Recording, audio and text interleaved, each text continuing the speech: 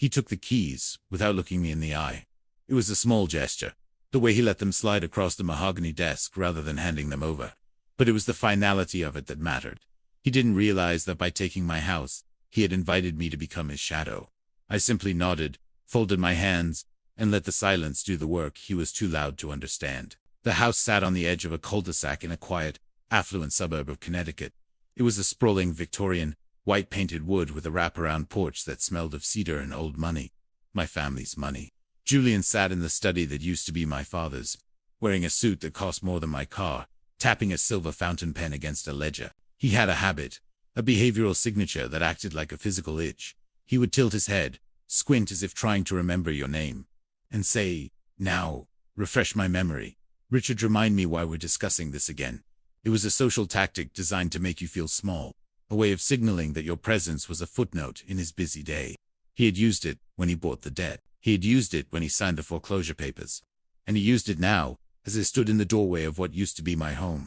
"I'm just here for the last of the crates in the garage." "Julian," I said. My voice was level, stripped of the jagged edges of resentment. I didn't want to leave them for the new movers to toss out. Julian looked up, that squint returning. "Ah, yes. The crates. Refresh my memory. Is there anything in there of actual value? Because if it's just old papers, my staff can handle the disposal." "You look tired. Richard, you should focus on finding a smaller place." "I found one," I replied. "Just 2 doors down. The Miller cottage. I'm renting it for the season." The pen stopped tapping. Julian's eyes sharpened. The Miller cottage was a modest, beautiful stone house that shared a back property line with the Victorian. From its attic window, you could see directly into the Victorian's gardens, the sunroom, and the master's suite. It was the perfect vantage point for a man with nothing but time and a long memory. 2 doors down. Julian chuckled. A dry, rhythmic sound. "That's a close, isn't it? Like a ghost haunting its own wake." "I like the light over there," I said simply. "And I've always been fond of the neighborhood."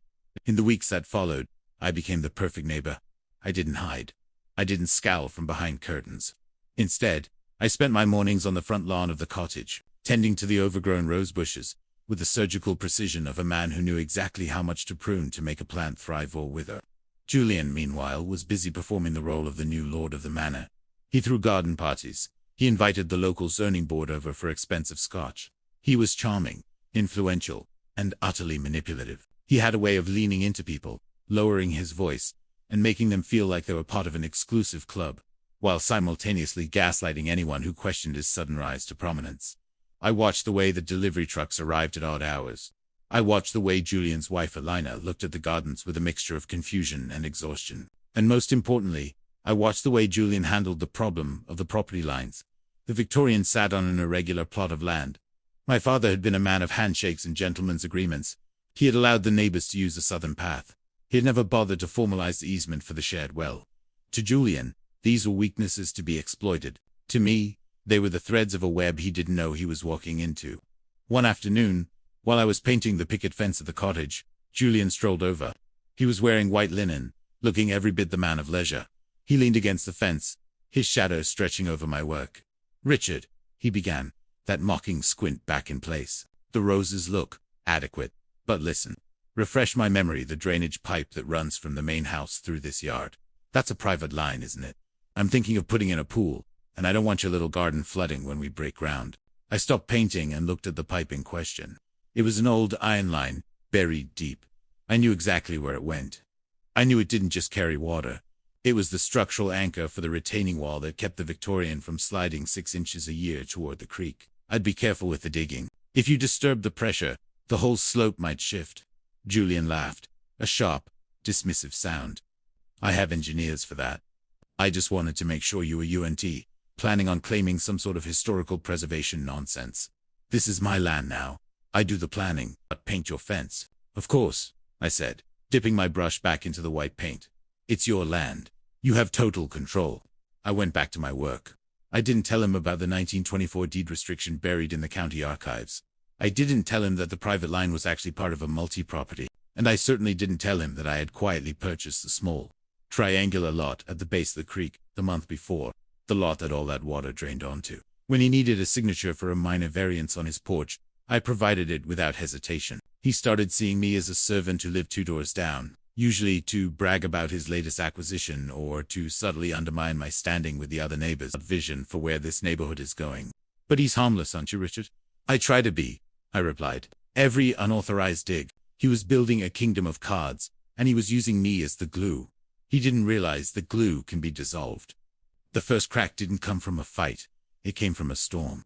A heavy, late autumn deluge that turned the Connecticut soil into a gray slurry. I saw Julian standing on his back porch with a flashlight, looking at the spot where his new pool was supposed to be. The ground was beginning to sag. He didn't call a contractor. He didn't call the city. He walked 2 doors down, in the pouring rain, and knocked on my door. When I opened it, he looked frantic, though he tried to hide it with his usual mask. Richard, sorry to bother you. Refresh my memory. That drainage pipe you mentioned. Since you've lived here so long, I thought you might know the quick fix. I'm just a neighbor, Julian, I said, my voice as steady as the rain. I wouldn't want to interfere with your vision for the property. Don't be difficult, he snapped, the mask slipping. The back lawn is turning into a swamp. There is no shut-off, I said. There's only the law of gravity. I closed the door slowly, leaving him standing in the dark. I knew that by morning, the first of the city inspectors would be arriving, not because of the rain, but because of the anonymous tip I had sent weeks ago regarding the illegal excavation of a protected watershed. Julian had wanted control. Now, he was going to get exactly what he asked for. But the house was only the beginning. I was going to take his future, one silent move at a time. The city inspectors arrived at 7 a.m. In a neighborhood like ours, the sight of a high-visibility vest and a clipboard is a social death sentence. It implies a lack of order, a failure of management. Julian stood on his front lawn, his jaw tight, trying to maintain the persona of the benevolent landlord. But the rain had done its work. The southern edge of the Victorian's great lawn had slumped nearly 4 inches, creating a muddy scar that pointed directly at the newly poured concrete of his illegal pool. I watched from my porch, sipping coffee. I didn't hide behind the curtains. That would be the act of a guilty man. I sat in plain sight, a neutral observer of the chaos I had meticulously invited. Julian spotted me. He didn't come over this time. He simply stared, his eyes narrowed, the mocking squint replaced by a hard, cold glare of realization. He knew I hadn't lifted a finger to stop the water, and in his mind, silence was a betrayal. He didn't understand yet that the betrayal had started long before the rain.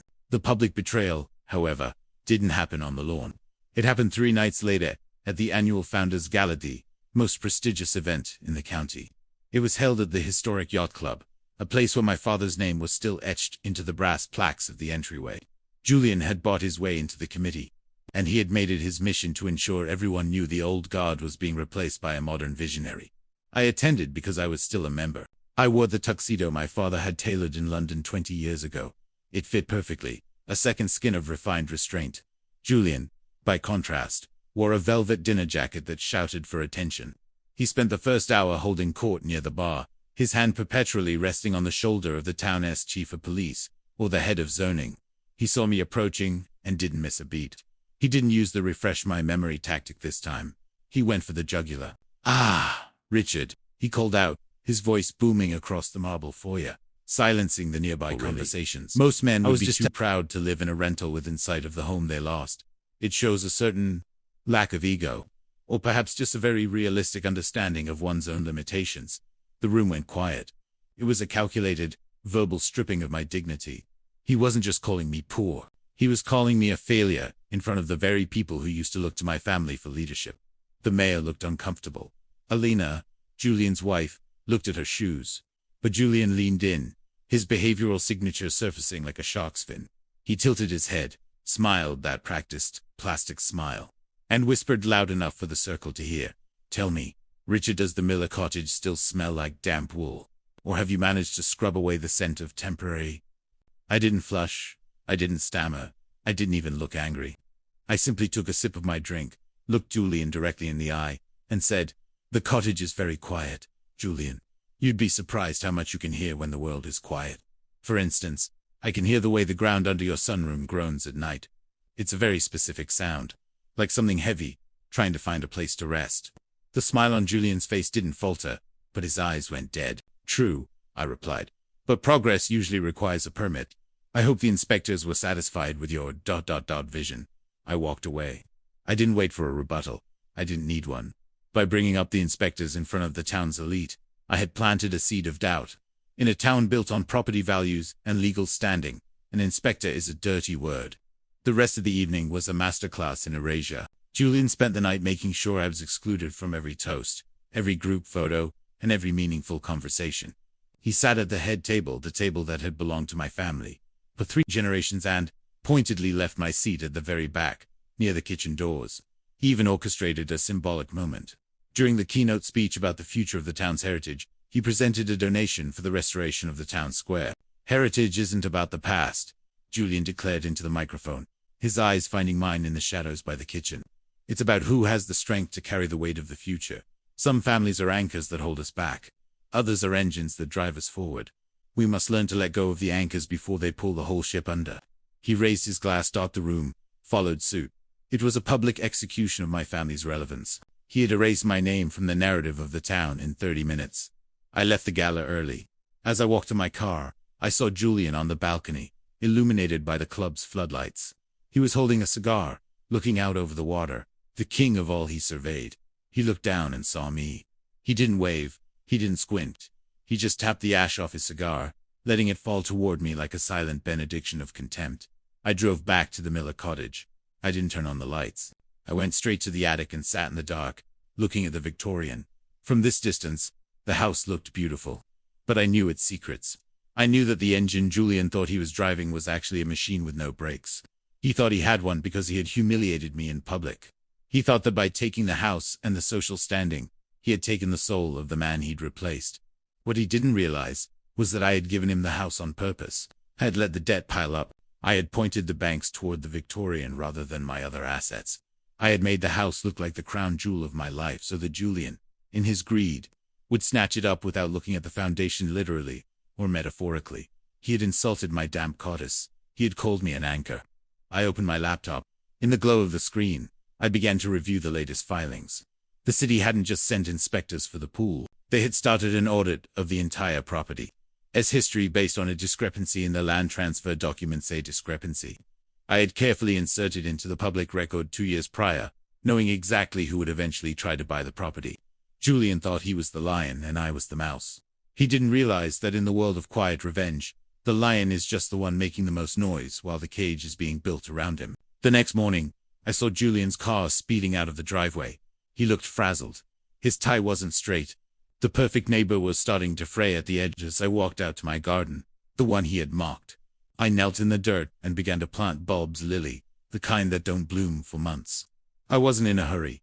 The living well of revenge requires patience. You have to let the enemy think they've destroyed you so they stop looking for your hand in their misfortune. I spent the afternoon writing letters, polite, formal inquiries to the Historical Society and the Environmental Protection Agency. I didn't mention Julian's name. I only mentioned the property. I expressed concern for the integrity of the local watershed. I asked for clarification on the preservation status of the Victorians' original stonework. Each letter was a brick. Each response would be a wall. By the end of the week, Julian wasn't throwing garden parties anymore. The engine was starting to sputter, and the anchor was exactly where it needed to be, deep in the silt, holding fast while the tide turned. The silence that followed the gala was not empty. It was heavy, like the air before a terminal storm. Julian chose aggression. He didn't try to bribe the inspectors, that would have been to beneath his ego. Instead, he decided that the best way to handle the pressure was to eliminate the source of his irritation. He turned his sights on the Miller cottage. He started small. A local ordinance complaint about the height of my hedges. A quiet word to the landlord about concerns regarding my ability to pay the lease. But I had already bought the lease for the entire year in cash, and my hedges were trimmed to the exact inch required by the 1994 town bylaws. I knew the rules, because I had spent my life living within them. Julian was trying to play a game where the rules were his only enemy. I remained perfectly, infuriatingly polite. Every time he sent a legal notice or a snide text, I responded with a neighborly, "Thank you for bringing this to my attention, Julian. I hope the repairs on the Victorian are progressing smoothly." That was the line that bit him. The repairs were not progressing. By the middle of the month, the sunroom groan I had mentioned at the gala had become a structural reality. The illegal excavation for the pool had disrupted the subterranean water table, and without the iron drainage line acting as a stabilizer, the earth beneath the southern wing was beginning to liquefy. It was a slow, silent catastrophe. To the casual passerby, the house looked magnificent. To an engineer, it was a sinking ship. I spent my days in the cottage attic, which I had converted into a command center of sorts. No maps on the walls, no red string, just a laptop and a stack of leather-bound ledgers. These were my father's personal records, the ones Julian hadn't thought to ask for when he seized the financial assets. They contained the true history of the land, the handshake deals, the hidden easements, and the environmental surveys from the 1970s that warned against any deep digging on the southern slope. I wasn't just watching the house sink. I was watching Julian's finances sink with it. Through a series of quiet inquiries with old family contacts in the banking sector, men who still remembered my father with a respect they would never afford. A man like Julian, I discovered that Julian had leveraged the Victorian to the hilt. He hadn't bought it with cash. He had bought it with debt, using his influential public image to secure a predatory loan that required the property value to remain at a certain peak. The moment the city declared the house structurally compromised or environmentally hazardous, the bank would trigger a margin call. Julian's empire was a house of cards built on a foundation of mud. One Tuesday morning, 3 weeks after the gala, the first point of no return occurred. I was on my porch when a black SUV pulled into Julian's driveway. Out stepped a man in a charcoal suit, not a city inspector, but a private investigator for a commercial insurance firm. Julian met him on the steps, his face pale, his behavioral signature on full display. He was tilting his head so far back he looked like he was trying to see the clouds. He was squinting so hard his eyes were mere slits. Refresh my memory. I heard Julian's voice carry across the lawn, though it lacked its usual boom. Why exactly is the underwriter requesting an on-site soil sample now? The policy was signed months ago. The investigator didn't even look up from his tablet. Standard procedure for properties in high-risk runoff zones. Mr. Thorne, especially when there's a reported modification to the drainage system without a secondary survey. Julian's gaze snapped toward my cottage. He knew. He didn't know how, but he knew the anonymous. Reports to the EPA and the Historical Society were coming from the man he had called an anchor. He didn't come over. He didn't shout. He did something much more telling. He went inside and closed the heavy oak doors. For the first time since he moved in, the Victorian felt like a fortress under siege, rather than a palace of triumph. I let the weeks slip by. I practiced the long game. I became a ghost in the neighborhood. I stopped attending town meetings. I stopped going to the club. I wanted Julian to feel the vacuum of my absence. I wanted him to think I had given up, that I was just a broken man waiting out his lease. In the silence, Julian began to unspool. He stopped maintaining the lawn. The nepotism hire contractors he had brought in to fix the pool were nowhere to be seen. Likely because the city had pulled their licenses for working without permits. Every night, the lights in the Victorian stayed on until 4 a.m. I could see him through the sunroom windows, pacing, a glass of scotch in one hand and a phone in the other. He was calling his lawyers. He was calling the bank. He was calling anyone who could stop the inevitable. Then came the moment of internal clarity. I received a phone call from Elena, Julian's wife. We hadn't spoken since the foreclosure. "Richard," she said, her voice trembling with a mixture of shame and desperation. "Julian is not himself. The house is falling apart, and the bank is threatening to pull the funding for the downtown project. He thinks you did something to the deeds. He says that SA cloud on the title that was in there when we closed. I haven't touched a single document in his safe, Elena," I said calmly. And it was the truth. I hadn't touched his documents. Documents to be digitized and flagged by the state's new environmental protection software. Software update I knew was coming because I had consulted for the firm that designed it 3 years ago. "He needs a way out," she whispered. "He's going to offer to sell the house back to you. At a premium, of course. He thinks your pride will make you buy it to save your family's name. Please, Richard, if he sells it, we can just leave. We can go back to the city." I looked out at the Victorian. The sun was setting, casting long, bloody shadows across the sagging lawn. "Elena," I said softly, "refresh Julian's memory for me. Tell him that an anchor doesn't move just because the ship wants to sail away. An anchor stays exactly where it was dropped until the ship either cuts the line or sinks." I hung up. The realization hit me then with a cold, quiet force. I didn't want the house back. Not yet. I wanted the house to be the weight that dragged him under. I wanted the perfect neighbor to be the last thing he saw before the water closed over his head. I spent the next few days preparing the final stage of the strategy. I didn't need lawyers. I didn't need more letters. I needed timing. The bank's quarterly assessment was in 5 days. If the structural report wasn't cleared by then, Julian would lose his credit line for his multi-million-dollar downtown project. He would be personally liable for the bridge loans. He would be ruined socially, financially, and psychologically. I went out to my garden and finished planting the last of the bulbs. My hands were stained with dark, Connecticut earth. It felt good. It felt like a burial. On the 4th day, A for sale sign appeared on the lawn of the Victorian. It wasn't a professional, high-end sign. It was a rushed, plastic thing from a local hardware store. Julian was desperate. He was trying to find a greater fool before the bank's hammer fell. I walked over to the property line. Julian was standing by the sign, his hair unkempt, his linen shirt wrinkled. He looked like a man who had been hollowed out from the inside. "Richard," he croaked. He didn't tilt his head. He didn't squint. "I'll give it to you for the balance of the mortgage. No profit. Just take it. Take the legacy. Take the damp house. Just make the city stop the audit." I looked at the sign. I looked at the mudslick lawn. I looked at the man who had tried to erase my life at a gala 3 weeks ago. "Julian," I said, my voice as light as the summer breeze. "You're confused. I don't want to buy a house that's sinking. I'm quite happy in the cottage. The light over here, it's perfect." I turned my back on him and walked away. The silence that followed wasn't just in the air anymore. It was in his soul. He finally understood that I wasn't waiting to be redeemed. I was waiting for him to be destroyed by the very thing he had stolen. The panic didn't arrive with a scream. It arrived with a certified letter.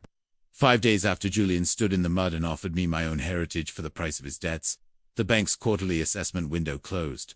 Because the structural audit remained open due to the environmental discrepancies I had flagged, the Victorian was officially downgraded from a prime asset to high-risk collateral. To the world, it was still a mansion. To the bank's algorithms, it was a liability. Julian's downtown project, his grand play for regional influence, was built on a house of cards known as cross-collateralization. When the Victorian's value plummeted on paper, the bridge loans for his construction sites were frozen. I watched the consequences ripple through his life from my porch. First, the black SUVs of the private investigators were replaced by the white vans of the foreclosure marshals. Then came the silence of the work crews. Julian had been so vocal about his vision for the town that when the construction on his Main Street development abruptly stopped, the rumor mill didn't just turn it, ground his reputation into dust. On a Tuesday afternoon, I saw Alina leave. She didn't have a moving truck. She had 3 suitcases and a face that looked like it had been scrubbed raw by tears. Julian didn't come out to say goodbye. He stayed behind the darkened windows of the sunroom, watching her go, just as I had once watched him take my keys.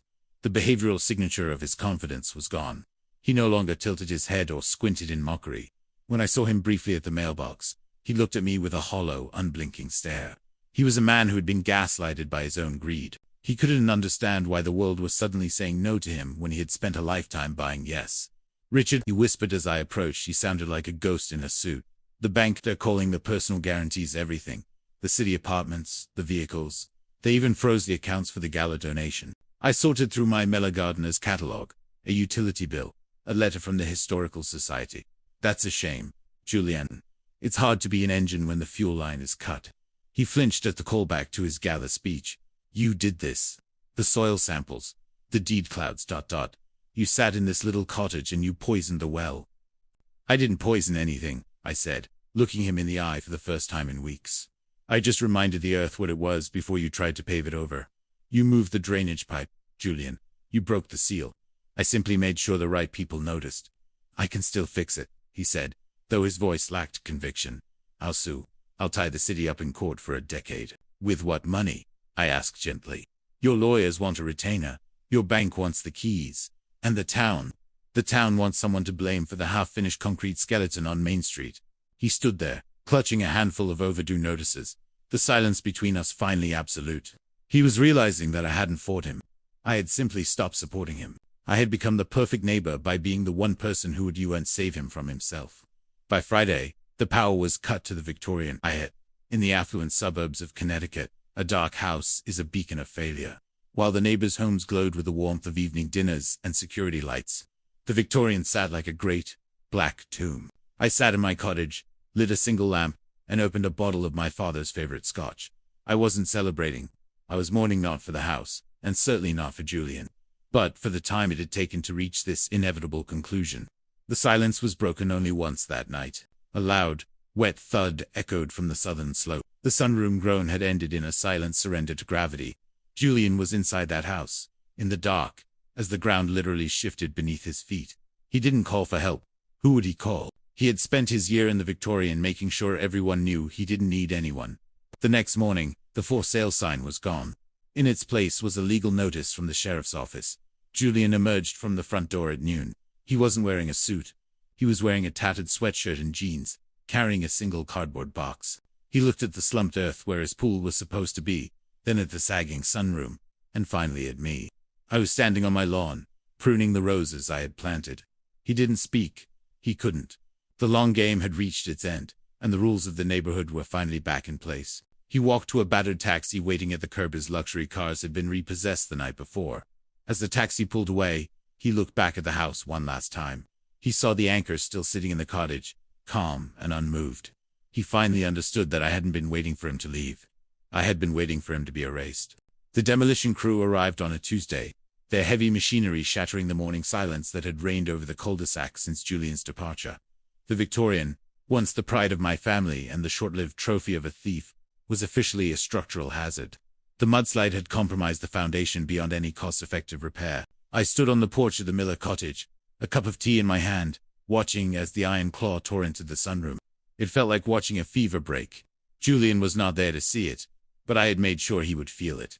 He was living in a cramped, month-to-month apartment in the city. His name synonymous with the Main Street mess that the town council was now desperately trying to dismantle. His credit was a wasteland. His influential friends had developed a collective amnesia regarding his existence. Halfway through the morning, a sleek black sedan pulled up not at the Victorian, but at my cottage. A man stepped out, carrying a leather briefcase. It was Arthur Peneligan, my father's old attorney, a man who hadn't been seen in this neighborhood since the day Julian signed the foreclosure papers. He walked up the steps and nodded to me. He didn't look at the demolition. "It's done, Richard. The bank accepted the settlement. Since the property was condemned and the liability was spiraling, they were more than happy to offload the deed to an anonymous holding company for pennies on the dollar." I set my tea down. "And the personal guarantees. Julian is officially wiped out," Arthur said, a ghost of a smile touching his lips. "He tried to claim that the environmental discrepancy was a form of fraud on your part. But since the documents were public record and he chose not to perform a due diligence survey before the purchase, well, the judge called it the natural consequence of professional arrogance." I took the deed from Arthur's hand. It was just a piece of paper, but it was heavy with the weight of 3 generations. I wasn't just holding land. I was holding the silence I had maintained for a year. "There's one more thing," Arthur said. "He's at the site, the Main Street site. They're auctioning off the remaining equipment today. Yes. They're trying to salvage his personal tools and some office furniture before the gates are locked." "Then it's time," I said. I drove down to Main Street. The town looked the same, but the energy had shifted. People were no longer talking about visionaries. They were talking about sustainability and integrity. They were looking for an anchor again. I found Julian in the shadow of a half-finished concrete wall. He was loading a small desk into the back of a rented van. He looked 20 years older. The velvet jacket-wearing king of the gala was gone, replaced by a man whose very skin seemed to sag with defeat. He saw my car and stopped. He didn't run. He didn't shout. He stood there, waiting for the blow he thought was coming. I stepped out of the car. I didn't approach him with a smirk. I didn't have a speech prepared. I walked until I was 10 feet away, the dust of his failed empire swirling around our shoes. "Julian," I said. He flinched. He tilted his head, a reflexive ghost of his old habit, but he didn't squint. He just looked tired. "Refresh my memory. Richard, did you come here to watch the last of it? To see me haul away a plywood desk?" "I came to give you something," I said. I reached into my pocket and pulled out a small, brass object. It was the original skeleton key to the Victorian's front door. I had kept it the day I handed over the modern keys.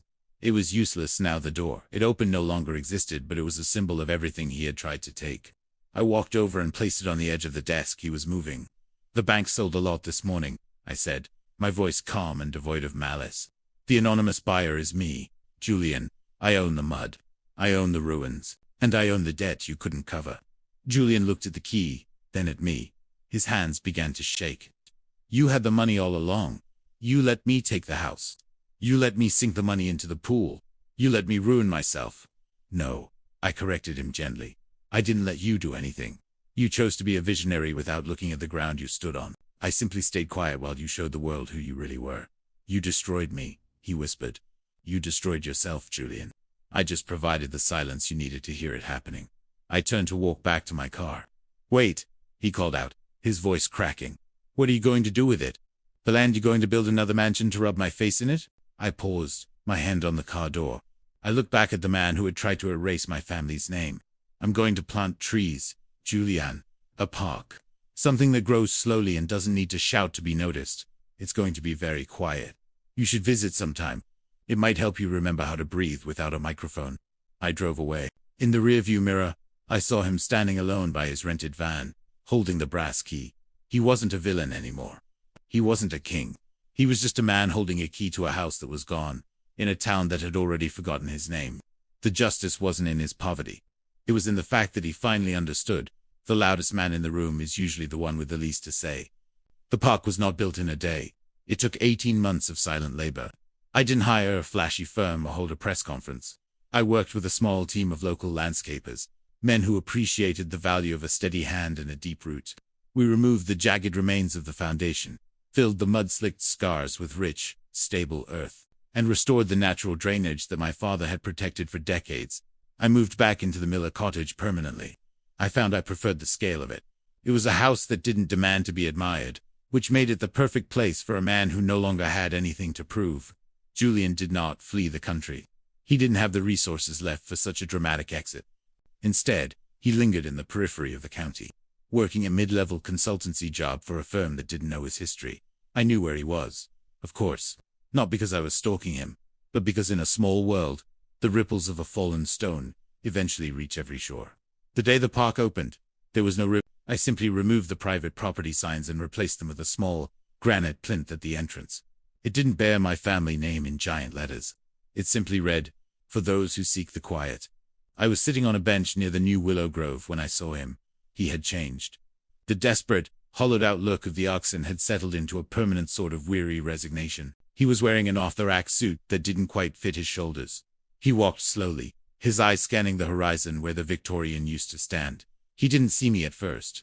He stood at the edge of the new pontoon one we had built, to naturally catch the runoff that had once threatened the sunroom. He watched the water for a long time.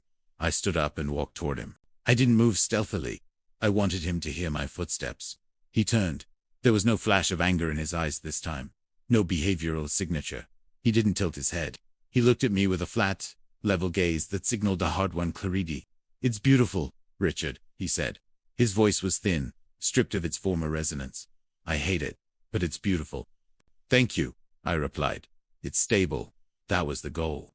"I saw the audit report," Julian said, looking back at the water. "The one from the bank's final investigation. They found the 1924 deed restriction you flagged. They also found that the iron pipe I cut ... It was never actually mine to touch. My lawyers told me I could have gone to jail if the bank had even been so eager to settle. The law is often a silent partner. Julian, it only speaks when it's ignored." He let out a short, dry laugh. "You could have told me, at any point during that year. You could have walked over and said, 'Julian, don't dig there.' You could have saved me from the collapse." I looked out at the willows, their silver-green leaves shimmering in the Connecticut breeze. "I did tell you, Julian. I told you the line was delicate. I told you the ground was groaning. I told you the cottage was quiet. You just didn't like the way I said it. You wanted me to shout, but I have no interest in competing with noise." Julian reached into his pocket. He pulled out the brass skeleton key I had given him at the auction. He held it out to me, his palm flat. "I don't want this anymore," he said. "It's a key to a ghost. It keeps me awake." I didn't take it. "Keep it. It's a reminder that some things, once lost, cannot be rebuilt. Not with money, and not with influence. Only with time." He stared at the key for a moment longer, then walked to the edge of the pond, and dropped it into the water. It sank without a splash, lost in the reeds and the silt. "What now?" he asked. "Are we finished?" "We were finished the day you took the house," I said. "Everything since then has just been the earth settling." Julian nodded slowly. He didn't ask for forgiveness. I didn't offer it. Forgiveness implies a return to the way things were, and we were both too intelligent to believe in that. He turned and walked back toward the street, his shadow long and thin on the grass. As I watched him go, I felt a familiar sensation, the absence of weight. Justice had cost me the house of my childhood. It had cost me a year of my life, lived in the shadow of a man I despised. It had redefined my reputation from a man of legacy to a man of silence. But as I sat back down on the bench, I realized that the silence was no longer a weapon. It was just peace. Respect is not something you demand at a gala. It is not something you buy with a mortgage. It is the thing that remains when the shouting stops and the dust clears. I closed my eyes and listened to the wind in the trees. The Victorian was gone. The enemy was a memory. Some truths don't need witnesses.